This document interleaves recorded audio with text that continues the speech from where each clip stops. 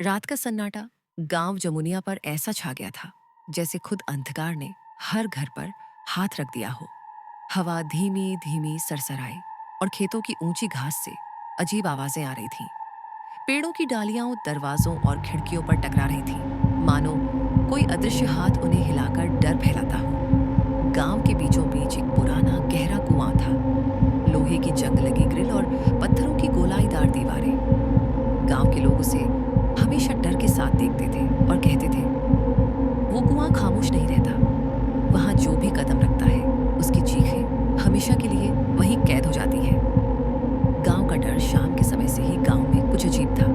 आमतौर पर लोग चौपाल पर बातें करते या बच्चों को खेलते देखते थे, लेकिन आज हर घर में अजीब खामोशी थी। कोई औरत कुएं के पास पानी लेने नहीं गई। बच्चे घर के अंदर छिप गए। सविता अपने 10 साल के बेटे अर्जुन के साथ अपनी झोपड़ी की खिड़की से बाहर झांक रही थी। अर्जुन का चेहरा डर से भरा हुआ था। माँ, तुमने सुना? अर्जुन की आवाज कांप रही थी। क्या बेटा? कुएं से कोई रो रहा है। सविता का चेहरा पीला पड़ गया। उसने खिड़की बंद कर बेटे को अपनी गोद में खींच लिया। बेटा, वो रोने की आवाज नहीं है, तू सो जा। लेकिन अर्जुन का दिल मानने को तैयार नहीं था।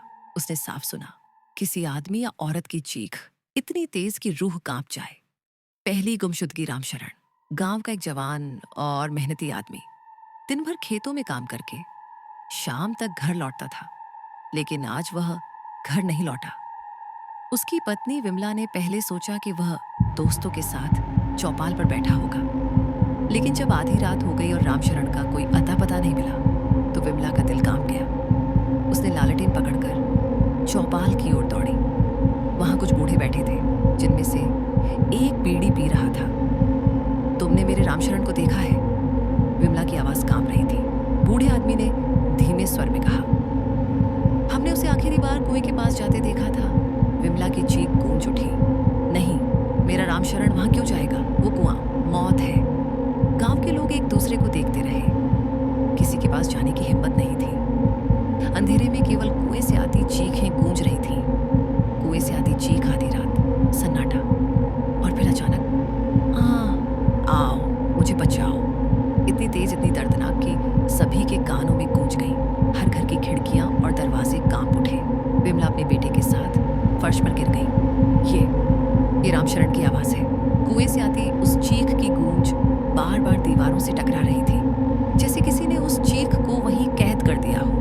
अर्जुन ने अपने कानों पर हाथ रखा, लेकिन उसने फिर भी साफ सुना, अर्जुन, अर्जुन। उसका दिल थम गया। खामोश दरिंदे का संदेश। गांव के लोग अपने घरों में डर के मारे छिप गए। कोई भी कुएं के पास जाने की हिम्मत नहीं कर पाया। रात बीत गई, लेकिन कुएं से आने वाली चीखें अब भी हवा में गूंज रही थी। सविता ने अपने बेटे को कसकर पकड़ा और खुद को आश्वस्त करने की कोशिश की, मगर दिल के अंदर एक भय था जो कभी मिटने वाला नहीं था। सुबह की पहली किरण भी डर को दूर नहीं कर पाई। विमला बस यही कह रही थी, मेरे रामशरण की आत्मा अब कुएं में फंसी है। और खामोश दरिंदे उसकी चीखें सुन रहे हैं। गांव में अब डर और मौत का जाल फैल चुका था। कोई नहीं जानता था अगला शिकार कौन होगा। अंत कुएं की गहराई से अब तक की सबसे तेज, सबसे डरावनी चीख गूंज रही थी। और यही चीख इस कहानी की शुरुआत थी।